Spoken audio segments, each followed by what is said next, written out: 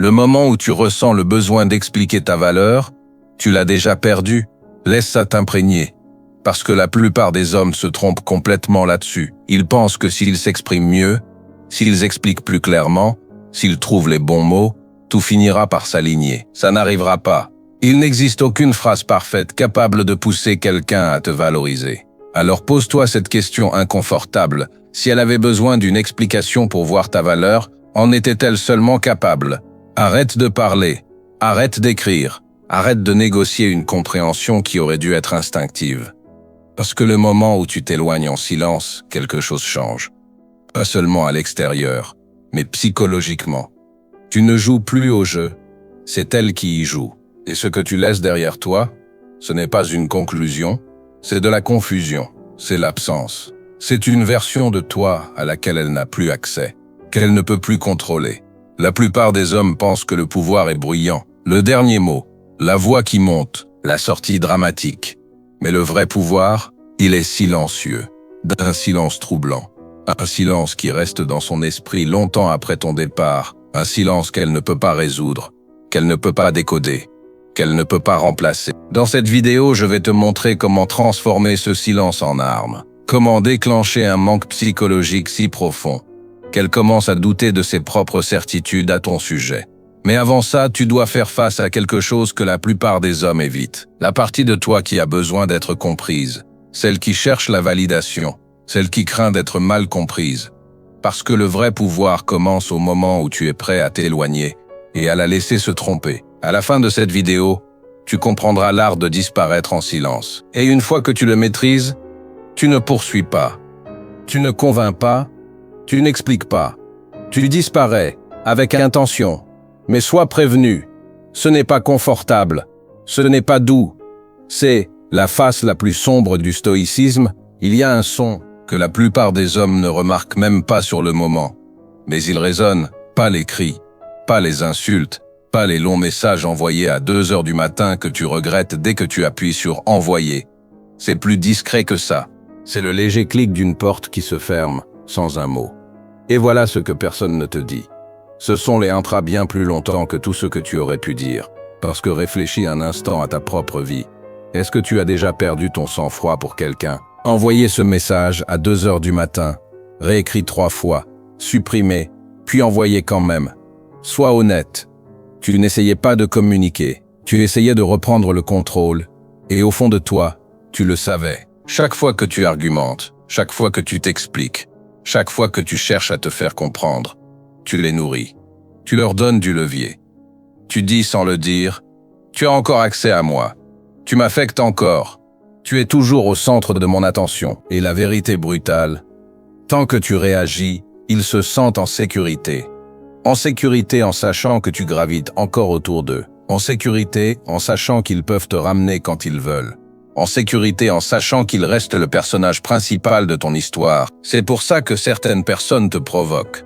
Pas parce qu'elles tiennent à toi, mais parce qu'elles veulent une preuve que toi, tu tiens encore à elles. Maintenant, voici le basculement. Le moment où tu disparais sans discours, sans explication, sans sortie émotionnelle. Tu brises le schéma. Et le cerveau humain déteste les schémas brisés. Nous sommes programmés pour la certitude, pour une fin claire, pour une résolution. Alors quand tu te retires sans prévenir, tu ne fais pas que partir. Tu crées un vide que leur esprit ne peut pas combler. Et ce vide, il se transforme en obsession. Parce que biologiquement, le silence signifiait une chose, l'exclusion. Être coupé du groupe, c'était la mort. Pas de protection, pas de ressources, pas d'identité. Ce câblage est toujours là. Alors quand tu retires totalement ta présence, tu déclenches quelque chose de primitif. Pas la logique, pas la raison. Mais voici le vrai twist que la plupart des hommes ratent. Si tu pars dans le bruit, ils peuvent réécrire l'histoire. Il était trop émotionnel, il était insécure, il n'a pas su me gérer, tu leur donnes un méchant et ça leur permet de jouer la victime. Et une fois qu'ils sont la victime, ils n'ont plus jamais à se remettre en question. Tu viens de rendre leur ego confortable. Mais le silence ne leur donne rien à quoi s'accrocher. Pas de méchant, pas de scénario, pas de fin propre, juste un miroir. Et la plupart des gens préfèrent courir après le bruit que de rester face à ce miroir. C'est pour ça qu'ils reviennent. Pas parce qu'ils te valorisent soudainement, mais parce que ton absence est plus forte que tout ce que tu as pu dire. Ils vont te tester. Envoyer quelque chose de banal, faire comme si rien ne s'était passé. Ils ne te cherchent pas. Ils cherchent le contrôle. Ils veulent retrouver l'ancienne version de toi. Celle qui réagissait, qui expliquait, qui poursuivait. Ne leur donne pas ça. Maintenant, allons plus loin, parce que c'est ici que la plupart des hommes se sabotent. Le désir. On t'a répété toute ta vie, communique davantage, ouvre-toi, exprime ce que tu ressens. Sur le papier, ça paraît logique, mais en réalité, la surexposition détruit l'attraction. As-tu déjà vraiment désiré quelque chose qui était constamment disponible, constamment en train de se prouver, constamment en quête de ton approbation? Non, tu désires ce que tu peux perdre. Tu désires ce que tu ne comprends pas entièrement. Tu désires ce qui n'a pas besoin de toi, mais te choisit. C'est là que la plupart des hommes échouent. Ils pensent que plus d'efforts, plus de désir. Alors ils parlent trop, expliquent trop, donnent trop. Et sans s'en rendre compte, ils réduisent leur propre valeur. Parce que quand tu poursuis de cette manière, ce que tu communiques vraiment est simple. Je n'ai pas d'option. J'ai besoin que ça fonctionne. Tu définis ma valeur, et l'attraction meurt au moment où ce message est ressenti. Pas entendu, ressenti. Elle s'éteint instantanément. Mais quand tu t'éloignes en silence, tu inverses complètement la dynamique. Tu ne cherches plus la validation. Tu imposes un standard. Tu dis sans le dire, ma présence se mérite. Elle ne se négocie pas. Et ça crée quelque chose de puissant. De la tension. Soudain, tu n'es plus prévisible. Tu n'es plus disponible à la demande. Tu deviens un point d'interrogation dans leur esprit. Et les questions sont addictives. Pourquoi il ne s'est pas battu pour moi? Pourquoi il est resté aussi calme? Est-ce que je l'ai perdu? Ou est-ce qu'il a choisi de partir? Cette boucle, elle ne s'arrête pas facilement. Et voici ce que la plupart n'admettront jamais. Plus quelqu'un pense à toi, plus il s'investit émotionnellement. Même si c'est de la confusion, même si c'est de la frustration, même si c'est de l'ego. L'attention est un investissement et le silence les force à investir. À un moment donné, tu n'es plus juste un homme dans leur vie. Tu deviens autre chose. Une histoire inachevée, une boucle ouverte, une présence qu'ils n'arrivent pas à remplacer. Un fantôme. Et on ne contrôle pas un fantôme. Il existe une règle dans les négociations à enjeu élevé, et personne ne la dit à voix haute parce qu'elle paraît brutale. Celui qui s'en soucie le moins, gagne. Pas celui qui aime le plus. Pas celui qui fait le plus d'efforts. Celui qui est prêt à partir, et qui le pense vraiment, brutal, injuste. Mais observe n'importe quelle dynamique assez longtemps. Tu verras que ça se vérifie à chaque fois. Maintenant, laisse-moi te poser une question. Est-ce que tu t'es déjà retrouvé à essayer de réparer les choses avec quelqu'un qui déplaçait constamment les règles du jeu? Tu expliques. Il déforme. Tu donnes plus. Il demande plus. Et sans t'en rendre compte, tu n'es plus dans une relation. Tu es dans une négociation que tu es désespéré de gagner. Je suis passé par là, à essayer de prouver ma valeur comme si je négociais un contrat. J'ai fait ça pour toi. Je suis resté loyal. J'ai été là quand personne d'autre ne l'était. Écoute bien. Le moment où tu commences à énumérer ta valeur, tu viens déjà de te dévaluer. Parce qu'une valeur qui a besoin d'être expliquée n'est pas ressentie. Et c'est là que la plupart des hommes commettent l'erreur fatale. Ils pensent que la solution, c'est de pousser encore plus. Plus d'efforts, plus de patience, plus d'explications. Non, ce n'est pas de la force, c'est de la dépendance déguisée en confiance. Quand le deal est mauvais, quand le respect est instable, quand la loyauté est à sens unique, tu ne renégocies pas. Tu ne négocies pas pour obtenir un minimum de respect. Tu ne restes pas là à rédiger des contrats émotionnels en espérant qu'ils vont enfin signer. Tu pars, en silence. Pas de discours, pas d'avertissement, pas de sortie dramatique. Parce que les ultimatums, c'est faible. Je pars si tu ne changes pas. Tu sais ce que ça veut vraiment dire? Je veux rester, s'il te plaît, ne m'oblige pas à partir. C'est du bluff. Et les gens sentent le bluff. Oui, le vrai pouvoir ne s'annonce pas. Il agit. Tu prends ton attention, ton temps, ton énergie, ta présence, et tu les retires complètement. Et c'est là que ça les frappe. Pas pendant la dispute, pas pendant la tension. Après, dans le silence. Parce que les gens ne valorisent pas ce qui est constant. Ils valorisent ce qui disparaît. Ta présence était comme l'oxygène. Toujours là, toujours disponible. invisible parce qu'elle était acquise. Il n'y pensait pas parce qu'il n'en avait pas besoin, jusqu'à ce qu'elle disparaisse. Et soudain, le message que tu n'envoies pas est plus fort que tout ce que tu as fait. Cette attention qu'ils avaient à la demande disparaît. Cette validation sur laquelle ils s'appuyaient disparaît. Et ils se retrouvent seuls face à quelque chose que la plupart des gens ne supportent pas. Le poids de leur propre choix. Et ça, c'est étouffant. Et voici la partie qui fait mal. Ils ne te manquent pas en premier. C'est l'accès qui leur manque. C'est le contrôle qui leur manque. C'est la version de toi qui les faisait se sentir importants sans qu'ils aient à le mériter. Maintenant, fais une pause. Si ça te parle un peu trop, c'est bien. Parce que ce n'est pas un savoir confortable. C'est le genre de vérité que la plupart des hommes évitent et qu'ils paient plus tard.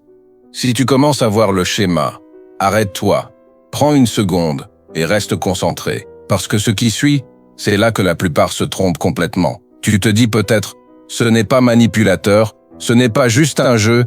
Non, c'est là que tu fais la différence entre des garçons qui jouent des tactiques et des hommes qui agissent par principe. Il y a une différence entre le silence comme arme et le silence comme conséquence. La plupart des hommes confondent les deux. Le silent treatment, c'est de l'immaturité émotionnelle. C'est ignorer quelqu'un tout en regardant ton téléphone toutes les 5 minutes en espérant une réaction. Tu es silencieux à l'extérieur, mais à l'intérieur tu es en manque. Ce n'est pas du pouvoir, c'est de l'anxiété déguisée. Le silence stoïque est différent, totalement différent. Il ne vient pas d'une stratégie, il vient de la clarté, du moment où tu réalises « Je ne peux pas contrôler cette personne, je ne peux pas forcer le respect, je ne peux pas négocier le désir », alors tu arrêtes d'essayer. Pas pour manipuler, mais parce que tu refuses d'investir là où il n'y a aucun retour. Il y a une citation que tout le monde entend, mais que très peu vivent réellement. La meilleure revanche, c'est de ne pas devenir comme celui qui t'a fait du tort. Ça paraît simple, ça ne l'est pas. Parce que quand quelqu'un te manque de respect, ton instinct est de réagir, de répondre avec la même énergie, de prouver un point, de leur faire ressentir ce que tu as ressenti. Mais ça te maintient lié à eux. Toujours en réaction, toujours engagé, toujours sous influence. Le silence stoïque coupe ce lien. S'ils sont chaotiques, tu deviens stable. S'ils sont bruyants, tu deviens silencieux. S'ils sont réactifs, tu deviens inébranlable. Pas pour les faits, pas pour les provoquer, mais parce que mentalement, tu es déjà parti. Et c'est ça que la plupart des hommes ne comprennent pas. Quand tu t'éloignes de cette manière, tu ne joues pas un rôle. Tu n'espères pas qu'ils reviennent. Tu ne regardes pas leur story. Tu n'analyses pas leurs publications. Tu ne cherches pas des signes. Tu es parti. D'abord intérieurement. Et c'est ce qui perturbe le plus les gens. La colère, ils comprennent. Le drama, ils comprennent. La réaction, ils comprennent. Mais l'indifférence donne l'impression d'être effacé. Comme s'il n'existait plus dans ton monde. Et ça, c'est terrifiant. Parce que c'est définitif. Ce n'est pas un feu qu'ils peuvent éteindre. Ce n'est pas un combat qu'ils peuvent gagner. C'est un blackout. Froid, silencieux, irréversible. Deviens ça. Parlons de ce qui se passe réellement dans leur esprit. Quand tu pars sans te battre, parce que c'est la partie que personne ne t'explique. J'appelle ça la chambre d'écho. Et si tu t'es déjà éloigné en silence de quelqu'un, tu l'as vu se produire. Même si tu n'avais pas les mots pour le décrire. Quand tu argumentes, quand tu hausses la voix, quand tu envoies ce long message, tu leur donnes quelque chose à saisir. Ton ton, tes mots, cette phrase que tu regrettes. Et regarde ce qu'ils en font. Ils se focalisent dessus et ignorent tout le reste. Tu vois, il a perdu le contrôle. Tu vois, il est émotionnel. Tu vois, j'avais raison sur lui. Ta réaction devient leur bouclier. Pas le manque de respect, pas les mensonges, pas ce qu'ils ont fait. Ta réaction. Maintenant, inverse la situation. Quand tu ne dis rien, tu enlèves le bouclier. Il n'y a plus rien à détourner, rien à déformer, rien à utiliser contre toi. Juste le silence. Et dans ce silence, ils se retrouvent seuls face à eux-mêmes. Aucune distraction, aucun argument à rejouer. Juste leur propre comportement en boucle. Ils commencent à rembobiner, pas tes mots, puisque tu ne leur en as donné aucun. Leurs actes, à quel moment ça a basculé? C'était quand j'ai annulé à la dernière minute? C'était quand je suis allé trop loin? Ouais. C'était quand je lui ai manqué de respect et qu'il n'a rien dit? Et voici la vérité inconfortable. Sans ton bruit pour se cacher, la culpabilité n'a plus d'issue. Elle ne disparaît pas, elle s'étend, silencieusement, comme quelque chose qui pourrit sous la surface. Maintenant, ne te trompe pas. Ils vont essayer d'y échapper, sortir davantage, poster plus, rire plus fort que d'habitude. Trouver quelqu'un d'autre, rapidement. Tu vas même commencer à douter de toi. Peut-être qu'ils n'ont jamais tenu à moi. Peut-être que ça ne les a pas affectés du tout. C'est ce que ça donne de l'extérieur. Mais tu ne vois pas les moments importants. Tu n'es pas là sur le trajet du retour, quand la musique s'arrête et qu'il ne reste qu'eux et leurs pensées. Tu n'es pas là sous la douche, quand tout ralentit. Tu n'es pas là dans ces dernières minutes avant de dormir, quand les distractions disparaissent. C'est là que la chambre d'écho s'active. Et ton silence, il devient plus fort que n'importe quelle dispute que tu aurais pu avoir. Maintenant, voici la partie que la plupart n'osent pas dire. Tu n'as pas besoin de punir les gens. Tu n'as pas besoin de te venger. Tu n'as pas besoin de leur donner une leçon. Tu dois simplement prendre du recul et les laisser face à ce qu'ils ont créé. Les laisser vivre avec leurs propres décisions. La plupart des gens n'en sont pas capables, parce qu'ils ont passé toute leur vie à fuir précisément ce sentiment. Et toi, tu les aidais à l'éviter. Avec ton attention, ton pardon, ta volonté de rester. Maintenant, tout ça a disparu. Et ils doivent y faire face seuls. Mais on t'a menti sur une chose. La fermeture. On t'a dit que tu en avais besoin, qu'il te fallait une dernière conversation, une dernière explication, une fin propre. Laisse-moi te poser une question. Combien de fois as-tu eu cette dernière discussion et t'es-tu quand même senti sans réponse après? Exactement, parce que la fermeture, venant de la mauvaise personne, n'est qu'une autre forme de confusion, une autre demi-vérité, une autre excuse, une autre mise en scène. Pourquoi retourner à la source du problème en espérant de la clarté? C'est comme demander à celui qui a brisé le miroir de réparer ton reflet. Ça ne fonctionne pas. Partir en silence, c'est accepter quelque chose que la plupart des hommes refusent. Tu es responsable de ta propre fermeture, pas eux. Tu n'as pas besoin qu'ils reconnaissent leur tort. Tu l'as vu. Oui, tu n'as pas besoin d'excuses. Leur comportement t'a déjà tout dit. Tu n'as pas besoin qu'ils te comprennent. Tu comprends ce qui s'est passé. Et le moment où tu n'as plus besoin que leur version de l'histoire corresponde à la tienne, c'est là que tu te détaches. Pas lucide, mais libre. Mais ne faisons pas semblant que c'est facile. Ça ne l'est pas, parce que ton ego va lutter. Il va murmurer, dis quelque chose. Termine ça correctement. Assure-toi qu'ils sachent qu'ils t'ont perdu. C'est ton ego qui essaie de gagner un jeu qui t'a déjà coûté trop cher. Tu n'as pas besoin du dernier mot. Tu as besoin du dernier mouvement. Et le silence, c'est ce mouvement. Parce que comprends bien, tu ne peux pas prouver ta valeur à quelqu'un qui ne reconnaît pas la valeur. Tu ne peux pas expliquer la loyauté à quelqu'un qui se nourrit du chaos. Tu ne peux pas apporter de la clarté à quelqu'un qui s'accroche à la confusion. À un moment donné, tu dois arrêter d'essayer d'être compris par quelqu'un qui tire avantage de ne pas te comprendre. C'est là que la plupart des hommes se piègent. Ils tombent amoureux du potentiel, de ce qu'elle pourrait être, si elle réalisait simplement ce qu'elle avait. Mais la réalité ne se soucie pas du potentiel. La réalité te montre des schémas, des actions répétées, un comportement constant, et partir en silence. C'est choisir la réalité plutôt que l'illusion, c'est accepter qui ils sont, au lieu de négocier avec ce que tu espérais qu'ils deviennent. Alors, tu es parti. Pas de discours, pas d'explication, pas de scène finale, juste le silence. Et maintenant, parce que c'est ici que la plupart des hommes dérapent, ils pensent que le silence était le move. Ce ne l'était pas. C'était le début. Le silence, ce n'est pas juste quelque chose que tu utilises contre eux, c'est quelque chose que tu construis en toi. C'est un bouclier, un reset, un espace où tu arrêtes enfin de gaspiller ton énergie dans quelque chose qui ne te rendait rien. Repense à qui tu étais avant. Sois honnête.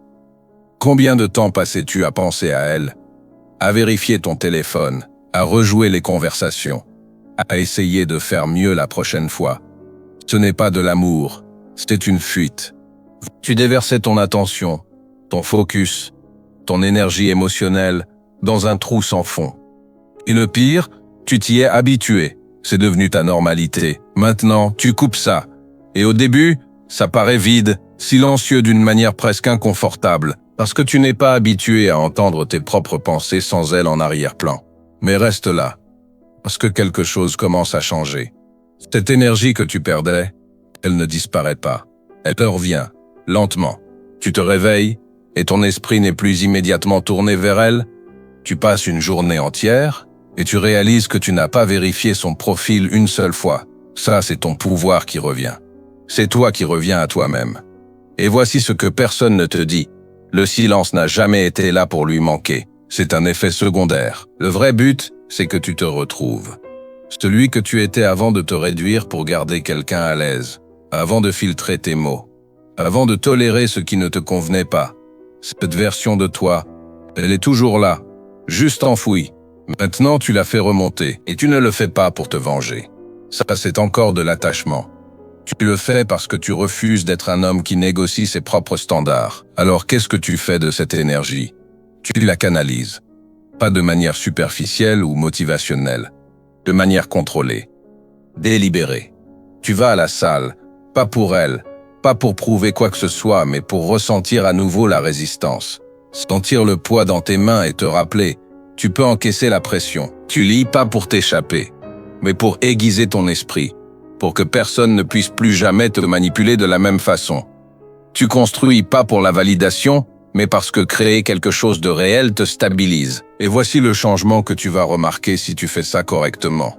Son absence cesse de ressembler à une perte, et commence à ressembler à de l'espace. Un espace que tu n'avais pas avant.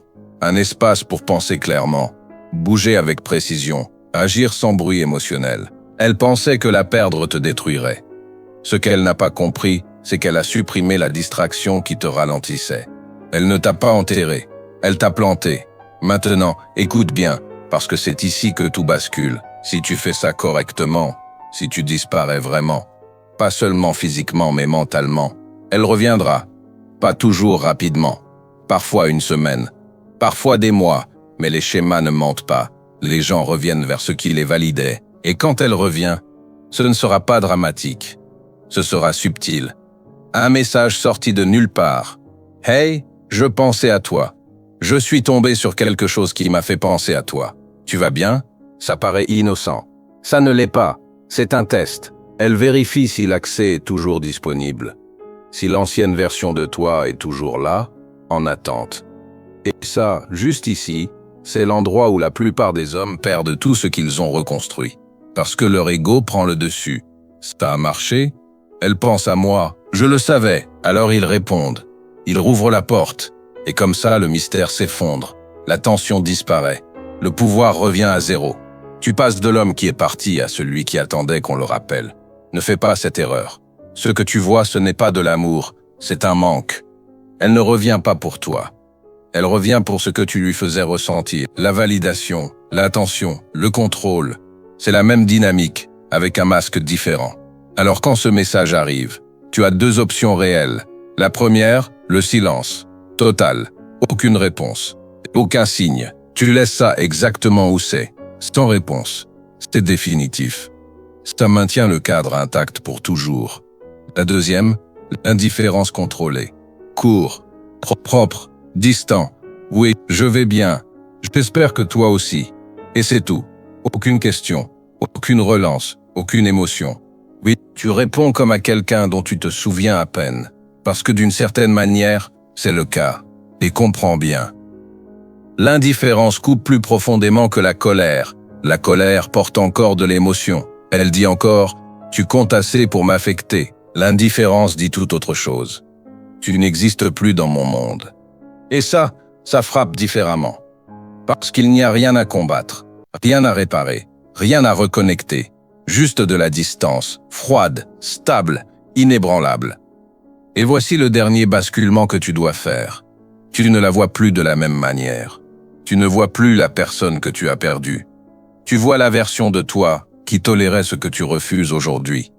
Et une fois que tu vois ça clairement, il n'y a plus de retour en arrière. Tu ne retournes pas dans une situation qui t'a déjà montré sa vérité. Tu ne rentres pas dans un bâtiment en feu, juste parce que le feu s'est excusé. Allons plus loin, parce que ce n'est pas seulement une stratégie, c'est une philosophie. Sénèque a dit quelque chose que la plupart des hommes entendent, sans vraiment le comprendre. Nous souffrons plus dans notre imagination que dans la réalité. Et c'est exactement ce qui t'arrive quand tu hésites à partir. Ce n'est pas la situation qui te retient, c'est l'histoire que tu te racontes dans ta tête. Et si je ne trouvais personne de mieux? Et si c'était ma seule chance? Et si le problème c'était moi? Soyons honnêtes un instant. Cette voix, elle n'apparaît pas quand tu es respecté. Elle n'apparaît pas quand tout est stable. Elle apparaît quand tu es déjà traité comme une option. Alors tu te retrouves coincé dans ce conflit intérieur. Rester et te perdre lentement. Ou partir et faire face à l'inconnu. Et la plupart des hommes choisissent de rester. Pas parce que c'est juste, parce que c'est familier. Mais voici une vérité que personne ne veut dire à voix haute. Il n'y a rien de plus solitaire que d'être avec quelqu'un qui te rend invisible. Tu peux être allongé à côté d'elle et te sentir complètement seul. Tu peux parler et ne pas être entendu. Tu peux tout donner et avoir l'impression que ce n'est jamais suffisant. Ce n'est pas une connexion, c'est une souffrance silencieuse et tu l'as probablement normalisée. Tu t'es dit, c'est comme ça les relations. Non, c'est ce qui arrive quand tu abandonnes tes standards pour éviter de perdre quelqu'un. Être seul avec ta dignité, c'est la paix. C'est clair. Il n'y a pas de confusion, pas de doute, pas de chaos émotionnel. Juste toi solide. Et c'est là que le basculement se produit. Tu arrêtes de demander la permission d'être respecté. Tu arrêtes de négocier ta valeur. Tu deviens quelque chose que la plupart des gens ne sont pas prêts à affronter. Inébranlable. Pense à une tempête. Une tempête ne vérifie pas si c'est le bon moment pour arriver. Elle ne s'adoucit pas pour que les autres se sentent à l'aise. Elle ne s'excuse pas des dégâts. Elle agit selon sa nature. C'est ce que tu deviens quand tu t'alignes avec le respect de toi-même. Partir cesse d'être un choix. Ça devient automatique, parce que tu ne te demandes plus. Est-ce que je dois rester? Tu vois clairement. Je n'ai rien à faire ici. Et quand ça s'impose, il n'y a plus d'hésitation. Tu avances. C'est ça l'autonomie. C'est ça le vrai pouvoir. Pas contrôler le comportement des autres. Ça, c'est de la faiblesse déguisée en domination. Le vrai pouvoir, c'est te contrôler toi-même quand tout en toi veut réagir. Quand ton ego veut le dernier mot. Quand tes émotions veulent être entendues. Quand ta fierté veut prouver quelque chose. Et que tu choisis le silence quand même. Ça, c'est la maîtrise. Parce que maintenant, ce sont tes émotions qui te répondent. Pas l'inverse. Et quand tu t'éloignes comme ça, c'est propre. Pas d'effondrement, pas de scène, pas besoin d'être compris. Juste du mouvement, en avant. Et laisse-moi te dire quelque chose que la plupart des hommes ne réalisent que des années plus tard. Ils se souviennent de toi, pas de ceux qui ont argumenté, pas de ceux qui ont supplié, pas de ceux qui sont restés trop longtemps. Ils se souviennent de celui qui est parti sans se briser, celui qu'ils n'ont jamais réussi à comprendre, celui qui n'avait pas besoin de fermer le chapitre. Tu deviens le point de référence, le standard auquel ils comparent les autres en silence. Et tous les autres paraissent plus faciles, plus bruyants, plus prévisibles, moins solides. Parce que tu n'as pas joué au jeu, tu l'as quitté. Et ça laisse une empreinte. Pas parce que tu as essayé d'être inoubliable, mais parce que tu as refusé de te trahir. Maintenant écoute bien, ça ne fonctionne que si c'est réel. Pas une performance, pas une stratégie, pas une tactique que tu actives et désactives. C'est une décision. Alors je veux que tu fasses quelque chose, pas pour moi, pour toi. Rends ça réel, dis-le toi et crois-le. Je pars pour me retrouver. Encore une fois, je pars pour me retrouver. Parce que c'est ça, ce n'est pas une perte, c'est une récupération. Si tu es en plein dedans, si ton instinct te pousse à écrire, à expliquer, à réparer, arrête, regarde ton téléphone et pose-toi la question. Est-ce que je suis sur le point de baisser mes standards juste pour garder quelqu'un qui m'a déjà montré les siens? Si la réponse te frappe, tu sais quoi faire. Supprime, pose le téléphone, reste dans le silence.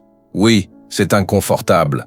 Oui, ça ressemble à un manque, parce que c'en est un, tu es en train de briser un attachement. Mais de l'autre côté de cet inconfort, il y a le contrôle, la clarté, la force.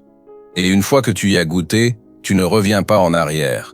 Si quelque chose en toi s'est réveillé en écoutant ça, ne l'ignore pas. Cette tension que tu ressens, c'est de la lucidité. Agis dessus. Ancre ça en toi, parce que ce que tu viens de comprendre, la plupart des hommes ne le comprendront jamais. Et la suite, ça va encore plus loin. Mais seulement si tu es prêt à lâcher le bruit.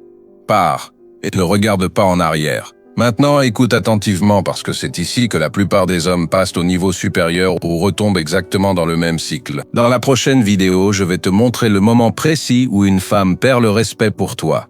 Et les comportements subtils qui déclenchent ça sans même que tu t'en rendes compte. Pas les erreurs évidentes. Les erreurs invisibles, celles qui semblent anodines, mais qui détruisent l'attraction en silence avec le temps. Si tu penses comprendre le jeu maintenant, attends de voir ça. Parce qu'une fois que tu le vois, tu ne peux plus faire marche arrière. Et tu commenceras à le remarquer partout. Mais pour l'instant, ne laisse pas cet élan retomber ici. Il y a une vidéo sur ton écran en ce moment, et elle est directement liée à ce que tu viens d'apprendre sur le silence, le pouvoir et le contrôle. Clique dessus. Regarde-la pendant que cet état d'esprit est encore frais. Ancre-le. Parce qu'une seule vidéo te donne de la lucidité. Mais les enchaîner, c'est ce qui te transforme. Et si tu es sérieux dans l'idée de devenir un homme qui ne court pas après, qui ne supplie pas et qui ne cède pas sous pression, abonne-toi, like la vidéo et reste connecté. La plupart des hommes ne comprendront jamais le jeu. Mais toi si. On se retrouve parmi les rares.